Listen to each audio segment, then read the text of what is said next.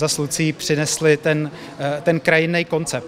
A my jsme najednou byli v úplně jiné situaci, protože jsme věděli, že ta krajinná stránka toho návrhu je tak silná, že si neumíme nic silnějšího představit.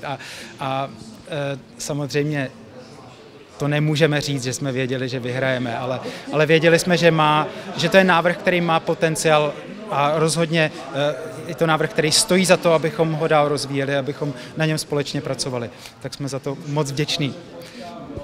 Já bych se ráda zeptala, jakou roli ve vašem přemýšlení a vývoji vlastně toho návrhu sehrálo to, že to je vůbec památník týkající se Romů?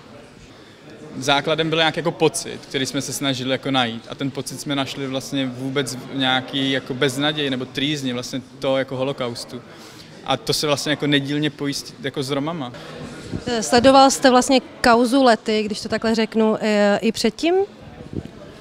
No, určitě jakoby vnímáme, nebo já vnímám ty Lety už nějakou delší dobu, ale s tím, že bude architektonická soutěž, se začalo mluvit až někdy při vykupování, to byl rok 2017, kdy jsem to poprvé zaregistroval, a myslím si, že na přelomu roku 2017-2018 jsem poprvé začal přemýšlet, že bych vůbec jako na tom něco začal dělat, že mi právě kamarád Jožka Sedláček doporučil, ať se na to víc podíváme, já jsem si to vzal jako diplomovou práci.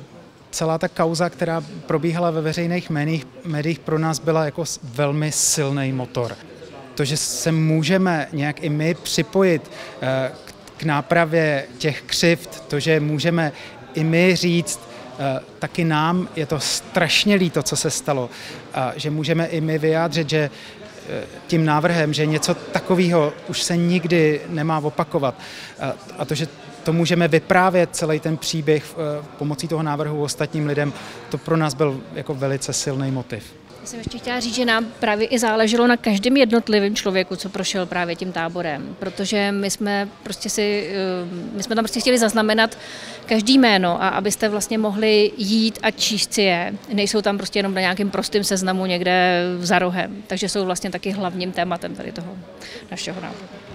Představte si, že přijíždíte do toho památníku a přijedete do parkoviště, který je vlastně čtvercový rastr, jo, opak jakýhokoliv přirozeného lesa. Stojí tam stejně velký stromy, stejně daleko od sebe, v přesných vzdálenostech. Jo. A vystoupíte z auta a vlastně nevidíte ještě pořád vůbec nic, je tam jenom jakási zeď, na který předpokládáme, že současní romští umělci tam časem vytvoří nějaké nástěnné malby. A vlastně jediné, co v tu chvíli vidíte z toho parkoviště, je místo, kudy se tou zdí dá projít. Ale nevíte ještě vůbec nic. A vlastně až když dojdete sem do toho místa, na tu hranu, kdy se tou zdí prochází, tak se před vámi otevře tahle dlouhá linie. A ten příběh se před vámi otevírá postupně. Vy vystupujete v parkovišti, ještě ji nevidíte. A o tom, že tam je potom nějaké prázdné kruhové místo, o tom nemáte žádné tušení. A teďka z toho pravidelného rastru vlastně vlezete do toho lesa, který vás sevře, a jdete v tom sevření tím lesem, je to taková stezka, stišení, samoty, přemýšlení, a zase nevíte, co vás tady čeká, a musíte ujít dlouhou trasu sevřeným temným lesem, než vyjdete na hranu, kde vlastně je ten kruh kolem toho tábora, kde naopak se před váma otevře obrovský prostor louky, která je obsaná tomu táboru. A tohle je to místo, které vlastně vypráví ten základní příběh, tu metaforu společenství lesa, společenství stromů, jako společenství Rómů, kteří stojí ve vzpomínce kolem svých předků, kteří tam ale nejsou, protože zahynuli. Všechna jména se tam podařilo zaznamenat. Na každý z nich má jeden měděný prut, mosazný prut, který směřuje do středu toho kruhu, a budete moct jít a vzpomínat, a o každém z nich si budete moct přečíst, jak se jmenoval a kdy se narodil a kdy zahynul. To je jedna část toho hlavního příběhu. Druhá část toho hlavního příběhu je ta cesta k pietnímu místu, která je taky rovná, široká, ta naopak není sevřená v lese, protože to je místo společné události, kdy celé rodiny přicházejí vzpomínat a přicházejí tady na to pietní místo k té bohoslužbě. Takže je to široká cesta, kde může jít někdo na invalidním vozíčku, můžeme jít ve velké skupině, a dostanete se do tohohle místa, do toho místa té zpětní vzpomínky. tam zasahujeme jenom velmi málo. Vlastně Honza s Lucí vymysleli, že to místo, kde jsou teď ty hroby, bude navršené, budou tam sasanky. Hroby jsou v malé hloubce, že jsou třeba jenom 50 cm pod zemí, neví se úplně přesná lokalizace, i když teda místo se ví.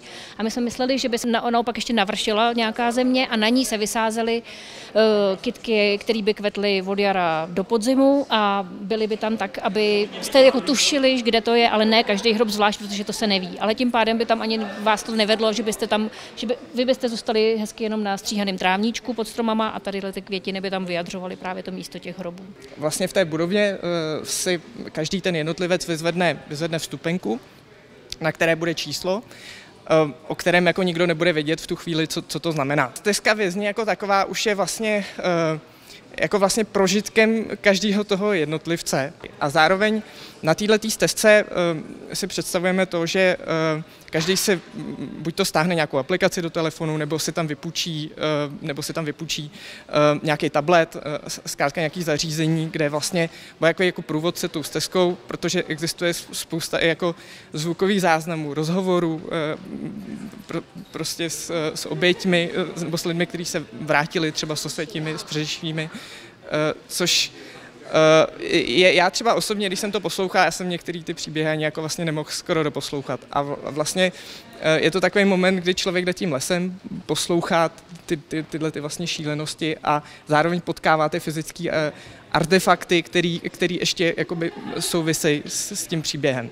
Takže je to vlastně trochu jako drsný, ale zároveň prostě každý jako jednotlivec si to projde svým způsobem a nějakým způsobem si na to může jako udělat vlastně vlastní názor. My jsme jako dlouho přemýšleli, jestli tam zanechávat nějaký části toho vepřína nebo nezanechávat. Nakonec prostě i to, že třeba pan Růžička se vyjadřoval tak, že vlastně je to taky součást té historie, která by neměla jako být úplně zapomenutá, protože to bylo další příkoří prostě v sérii těch příkoří, které se objevily.